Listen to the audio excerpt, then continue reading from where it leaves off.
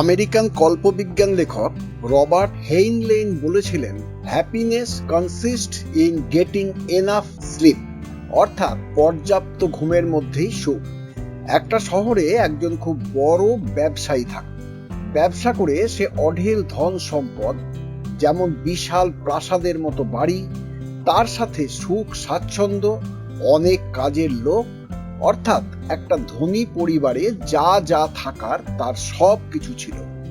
কিন্তু জীবনে সব ধরনের সুখ থাকলেও ব্যবসায়ীর জীবনে শান্তি ছিল না।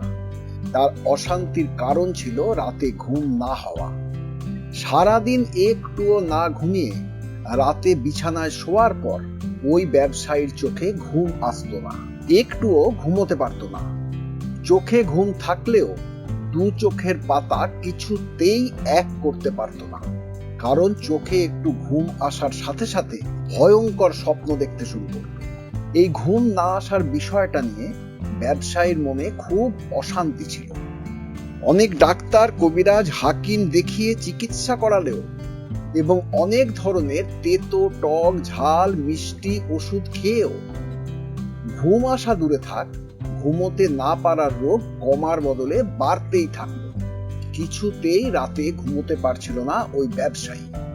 গাদা গাদা ওষুধ খেয়েও রাতের পর রাত না ঘুমোতে পারার জন্য শরীরও অসম্ভব খারাপ হতে থাকলো, কিন্তু কিছুই করার ছিল না। এভাবেই চলতে চলতে একদিন শোনা গেল শহরে একজন সন্ন্যাসী এসে ডেরা বেঁধেছে। মানুষের দুঃখ কষ্ট দূর করার ক্ষেত্রে সন্ন্যাসীর খুব নামডাক। প্রচুর মানুষ আসছে সন্ন্যাসীর কাছে নিজেদের সমস্যা নিয়ে। ব্যবসায়ীর কানেও গেল ওই সন্ন্যাসীর কথা। সেও ভাবলো সন্ন্যাসীর কাছে গিয়ে তার রাতে ঘুম না আসার কথা বলবে। পরের দিন এক গাদা লোক লস্কর নিয়ে ব্যবসায়ী হাজির হলো সন্ন্যাসীর কাছে, যাদের ভেতর কেউ ব্যবসায়ীকে হাওয়া করছিল, কেউ জলের পাত্র থেকে জল খাইয়ে দিচ্ছিল, কেউ গা মালিশ করছিল, কেউ আবার গায়ের ঘা মুছিয়ে দিচ্ছিল। সন্ন্যাসীর সাথে দেখা করার পর সে বলল সে খুব বড় একজন ব্যবসায়ী, কিন্তু তার খুব কষ্ট, কারণ রাতে সে একটুও ঘুমোতে পারে না। এ কথা শোনার পরে সন্ন্যাসী খানিকটা ভেবে বললেন, তুমি যত বড় ব্যবসায়ী হও না কেন, তোমার যত টাকাই থাকুক না কেন, তোমার রোগের একটাই কারণ, আর সেটা হচ্ছে তুমি একজন পঙ্গু প্রতিবন্ধী মানুষ, তাই রাতে তোমার ঘুম আসে না। সন্ন্যাসীর কথা শুনে ব্যবসায়ী অবাক হয়ে গিয়ে সন্ন্যাসীর দিকে তাকালো। তারপর জিজ্ঞাসা করলো, আমাকে প্রতিবন্ধী বলছেন কি করে?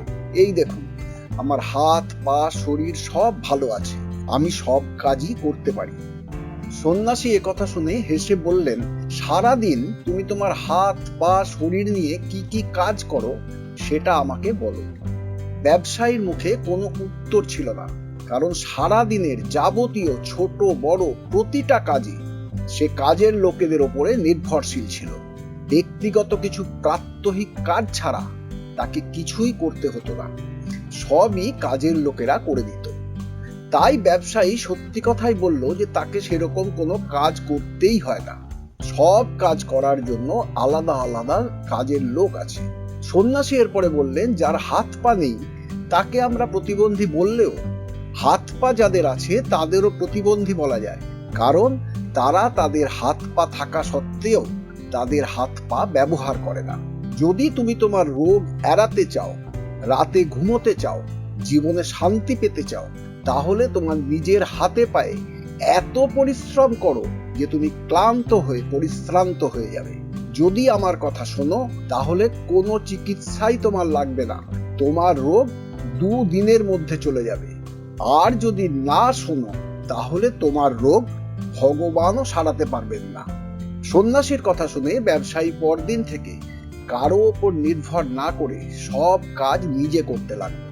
সন্ন্যাসীর কথা সত্যি হয়ে গেল। সেদিন থেকে কোনো ওষুধ না খেয়েও রাতে ব্যবসায়ীর এমন গভীর ঘুম হলো যে সে নিজেই অবাক হয়ে গেল।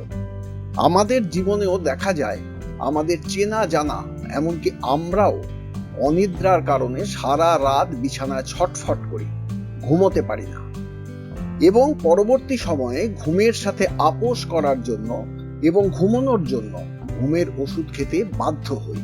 অথচ একটু খেয়াল করলেই আমরা বুঝতে পারবো যারা কায়িক পরিশ্রম করে তারা খুশিতে ঘুমিয়ে থাকে।